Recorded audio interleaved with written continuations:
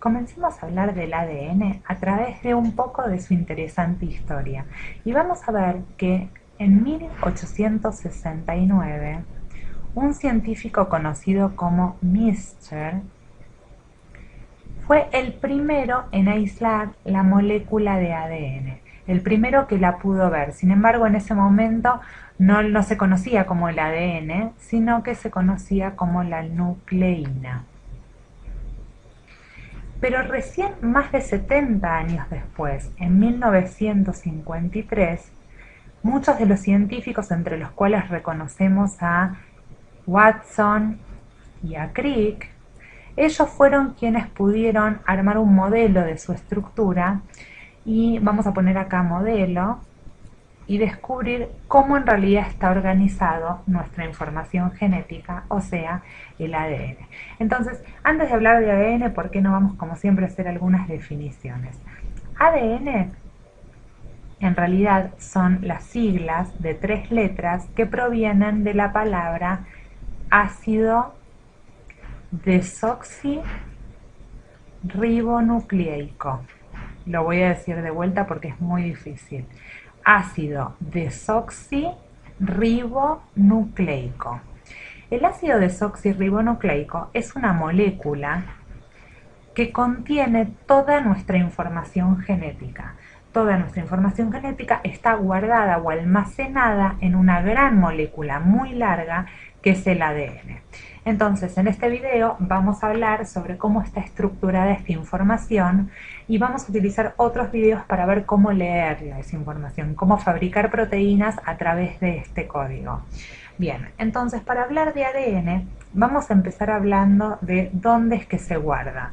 Si nosotros pudiéramos ver una célula cualquiera, porque todas nuestras células en un organismo contienen la misma molécula de ADN, todas ellas, y está guardada o almacenada, por supuesto, en todas las células eucariotas dentro del núcleo. ¿Sí? El núcleo es quien almacena toda la información genética o todo el ADN. Ahora, si yo pudiera, lo voy a borrar acá para poder hacer una célula. Compartimos esta célula, la vamos a dejar así, solamente vamos a borrar el núcleo para hacerlo más grande. Vamos a hacerlo así.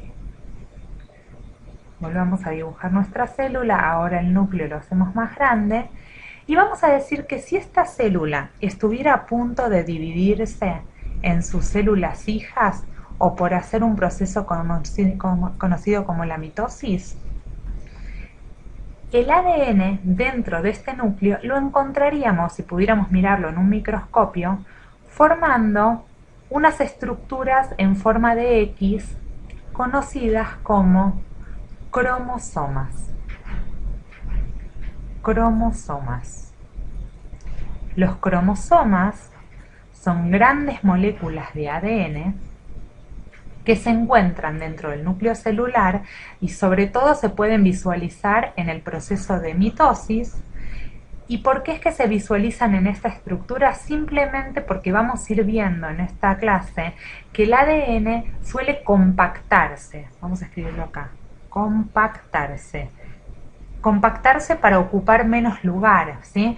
Se compacta, se pone bien rígido y ese proceso de compactación en los cromosomas se evidencia a través de este tipo de estructuras bien compactas del ADN formando los cromosomas.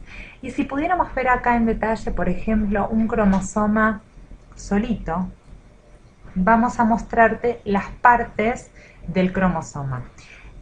El cromosoma está formado, como lo vemos aquí, por 2 partes. Cada una de estas partes se llama cromátide. Cromátide. Y el punto donde se cruzan las cromátides, que es este punto de acá, se conoce como centrómero. Centrómero. Bien, entonces vamos a ir aquí abajo para hablar un poco más sobre los cromosomas. Los cromosomas dentro de cada una de nuestras células en realidad están organizados, no son cualquier cantidad de cromosomas, sino que nuestras células están formadas por 23 pares de cromosomas, o sea, cromosomas. Ahora sí. O sea, 46 unidades de cromosomas que almacenan toda nuestra información genética. Ahora, vamos a irnos ahora aquí abajo para ver si nosotros tomamos un cromosoma y pudiéramos tomar esto y empezar a desenrollarlo, o sea, sacarle ese grado de compactación que tiene dentro del cromosoma y poder tomar un microscopio cada vez más potente y ver qué es lo que sucede en esa hebra del ADN. A simple vista pareciera que fuera una molécula lineal simple. Sin embargo, el ADN no es una molécula lineal simple, sino que está formado por dos cadenas. En realidad es así. Tiene dos cadenas.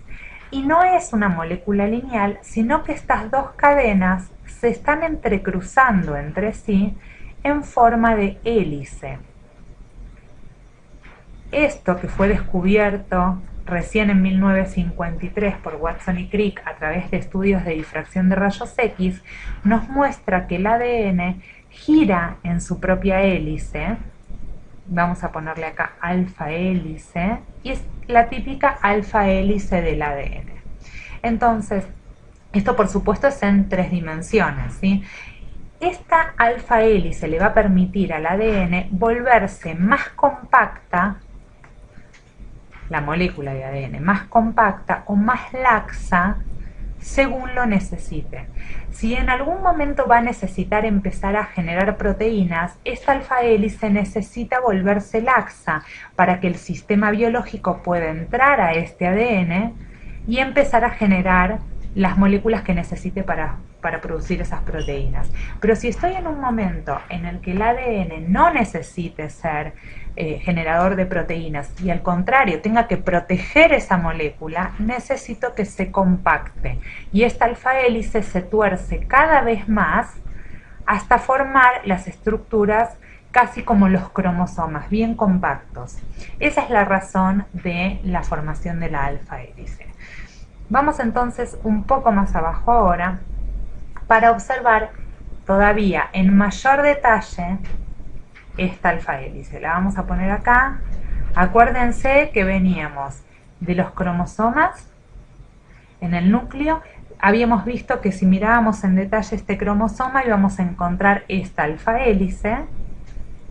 Y ahora vamos a tomar una parte de esta alfa hélice y la vamos a observar con más detalle todavía.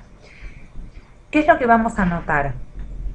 Que cada una de estas cadenas, si la pudiera dibujar en este pedacito lineal, pero solamente porque es este fragmento, en realidad está formada por unidades una al lado de la otra, como si fueran pequeños vagones de un tren, lo mismo en la cadena vecina. Estos serían como dos trenes que corren paralelos, donde cada uno tiene muchos de los vagones. Cada uno de estos vagones o moléculas pequeñas se conocen como los nucleótidos. Voy a borrar acá, no me quedó bien esta U. Bien, los nucleótidos. Los nucleótidos, de los cuales nosotros poseemos 4 tipos de nucleótidos diferentes, los vamos a escribir acá, que son la adenina, la conocemos con la letra A, la timina, que la conocemos con la letra T, la citosina, con la letra C, y por supuesto la guanina, con la letra G. Estos 4 nucleótidos se agrupan en un orden diferente a través de toda la molécula de ADN, como por ejemplo puede ser que acá tenga una adenina, una timina, otra guanina, después 2 citosinas seguidas de otra guanina, otra adenina, timina, adenina, citosina. Este código, que en realidad muchos textos lo llaman el código de letras, vamos a anotar acá, código de letras, en realidad no es un código de letras, sino es un código de moléculas. Es un código de pequeñas moléculas conocidas como los nucleótidos. Entonces, todo el ADN, toda la larga molécula de ADN está compuesta de un código de nucleótidos que es lo que va a generar esa información genética. Ahora, la cadena complementaria, si esta dijimos que es una cadena madre, por ejemplo, la cadena complementaria, la segunda cadena del ADN, también por supuesto tiene estos nucleótidos, pero curiosamente a esta cadena se la llama complementaria. Complementaria, y la razón de llamarla complementaria es que existe un código también para esa complementariedad, que es, por ejemplo, la adenina tiene afinidad por la timina y la citosina tiene afinidad por la guanina, por lo cual son los mismos nucleótidos los que hacen que la cadena de ADN una a la otra se mantengan unidos. Imagínense en esta hélice que aquí estoy dibujando los nucleótidos que al conectarse con los nucleótidos vecinos generan una interacción tal que permiten que las cadenas se mantengan en esa posición. Y si dijimos que la adenina tiene interacción con la timina, entonces enfrente voy a tener una timina, donde haya una T voy a tener una A, una adenina, acá voy a tener otra adenina. Dijimos que la guanina tenía interacción por la citosina, y la citosina afinidad por la guanina, acá otra guanina, C, la T, la A y la G. Bien, entonces se dice que estas cadenas son complementarias. Otro punto importante de esto sería una pregunta que alguien me podría hacer a esta altura, que es, entonces, ¿qué son los genes? Los genes son grandes bloques de nucleótidos, por ejemplo, A, T, C, G, A, T, G, C, grandes bloques de nucleótidos que producen este bloque, proteína. Una simple versión diría que por cada gen podría generar una proteína. Hoy en día se sabe que esto no es totalmente cierto, porque a partir de un gen podrían generarse más de una proteína, pero a modo explicativo nos vamos a quedar en que con un gen, que es un bloque de nucleótidos determinados, puedo generar una proteína. Y entonces, si yo tengo toda la molécula larga de ADN formando esa hélice, pero que ahora la voy a dibujar lineal, ¿cómo sabe mi sistema de generación de proteínas cuándo empieza un gen y cuándo termina? Cuándo empieza el otro y cuándo termina. Esa información está en este mismo código de nucleótidos. Cuando un nucleótido empieza con la secuencia ATG, esto se llama el codón de inicio. Y es de donde se inicia la generación de todas las moléculas que se necesitan para generar esa proteína. Esto lo vamos a ver específicamente en otros videos, en el proceso de transcripción y traducción.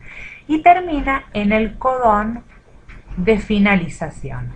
Como verán, finalización es un tema muy complejo y nos va a llevar varias clases, pero es un tema sumamente interesante. Espero que haya quedado muy claro el tema de la estructura y nos seguimos aprendiendo con muchas otras cosas.